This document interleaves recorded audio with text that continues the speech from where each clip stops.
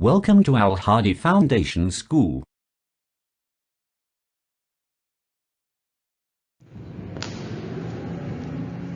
Assalamu alaikum dear students. Today we are going to start our maths lecture from unit number 13, triangles and the concept of properties of isosceles triangles. Isosceles triangles के बारे में हमने पढ़ा था, वो triangles जिनकी two sides equal होती हैं और वन साइड डिफरेंट होती है, वो हमारे पास आइसोसेल्स ट्रायंगल्स होती हैं।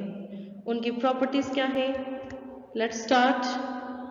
Consider the isosceles triangles, triangle ABC as shown. आपके पास ये जो ट्रायंगल्स शो की गई है, कंसीडर करें कि ये आइसोसेल्स है।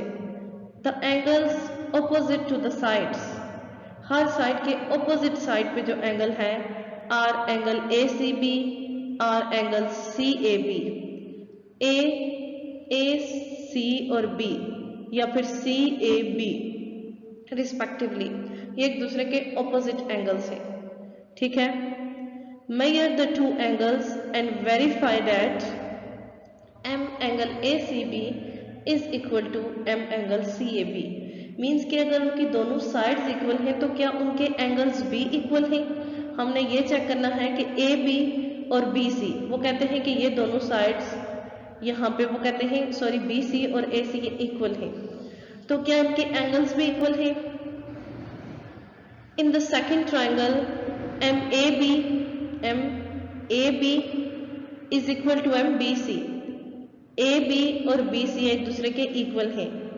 Measure the angles and verify that M angle BCA and obviously जो दूसरा होगा वो कौन सा कहा जाएगा? CA और B। क्या ये दोनों एंगल्स भी इक्वल हैं? In the third triangle MBC, जब आपके पास जस्ट MBC इस तरह से बात की जा रही है, AB और BC, वो कहते हैं यहाँ पे AB और BC इक्वल थी, तो हमने चेक ये करना है कि क्या इनके एंगल्स भी इक्वल हैं। यहाँ पे वो कहते हैं कि AB और BC इक्वल हैं, तो क्या इनके एंगल्स भी इक्वल हैं? MBC और AC। थर्ड ट्राइंगल में वो कहते हैं कि BC और AC, ये BC और AC ये इक्वल हैं। जैसे यहाँ पे AB और BC इक्वल थी, यहाँ पे AB और BC इक्वल थी, यहाँ पे भी AB और AC और BC इक्वल है। तो हमने चेक क्या करना है? Measure all the angles and find which angles are equal. ये पता करना है, ये फाइंड करना है कि कौन से एंगल्स इक्वल हैं। From the results we arrive at the conclusion, and conclusion mean result, that angles opposite equal sides of a triangle are equal। आपके पास वो कहते हैं जब आपका ये रिजल्ट आएगा तो हम इस नतीजे पे पहुंचेंगे कि जो ऑपोजिट एंगल्स होते हैं, इक्वल साइड्स एक दूसरे की ऑपोजिट्स भी होती हैं, पैरेलल जो होती हैं, तो इक्वल साइड के ऑपोजिट एंगल्स एक ट्राइंगल के इक्वल होते हैं। कन्वर्सली द साइड्स, कन्वर्सली अगर ऐसा ना हो तो दूसरी सूरत में इसका उल्ट, the sides opposite equal angles of a triangle are equal. के एक ट्राइंगल की इक्वल साइड्स की ऑपोजिट एंगल्स इक्वल होनी चाहिए। अगर ऐसा ना हो तो एक ट्राइंगल की इक्वल एंगल्स की ऑपोजिट साइड्स इक्वल होनी चाहिए। मीन्स के या तो इक्वल साइड्स के ऑपोजिट एंगल्स इक्वल या फिर इक्वल एंगल्स के opposite sides equal. When the sides of triangle DEF, ये आपके पास DEF ट्राइंगल है, आर मेजर्ड, जब इसकी साइड्स मेजर की गई, one can see that the two sides opposite the two angles are equal in length। तो हम ये देख सकते हैं कि इसकी दो साइड्स और इसके दो एंगल्स लेंथ में आपस में इक्वल हैं। This proves that N isosceles triangle of any size, ये चीज़ ये प्रूव करती है कि किसी भी साइज की आइसोसेल्स ट्राइंगल हो will have the same property. ISOCELL triangle किसी भी साइज की हो उसकी प्रॉपर्टीज सेम होती हैं। For example, two equal sides opposite to equal triangles, दो ऑपोजिट साइड्स जो होती हैं वो दो इक्वल ट्राइंगल्स की होती है। नेक्स्ट, अब हम इससे रिलेटेड एग्जांपल सॉल्व करेंगे।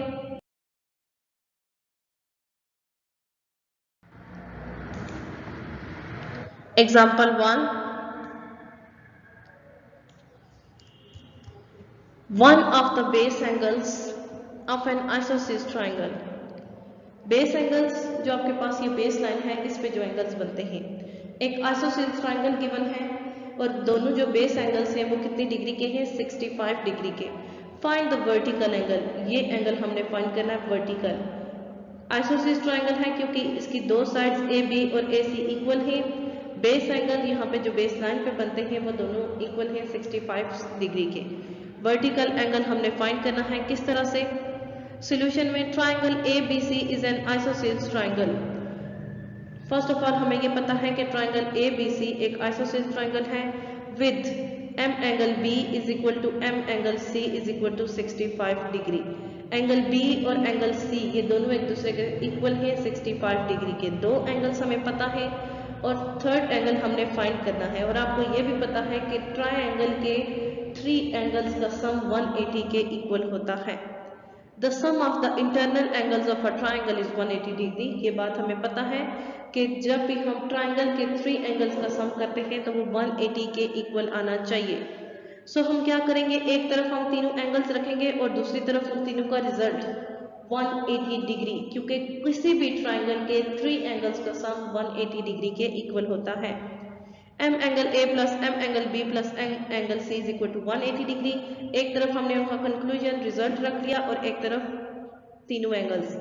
M एंगल A की वैल्यू हमें नहीं पता, वो एज इट इज रहेगा, प्लस एंगल B की वैल्यू क्या थी 65 डिग्री, एंगल C की value 65 degree is equal to 180 degree as it is. Next M angle A as it is 65 degree plus 65 degree is equal to 130 degree is equal to 180 degree. Next M angle A is equal to 180 degree as it is रहेगा। 130 degree इसको हम left side से right side पे ले आएंगे, वहां पे positive थी यहाँ पे आके नेगेटिव हो जाएगी। 180 minus 130 is equal to 50 degree.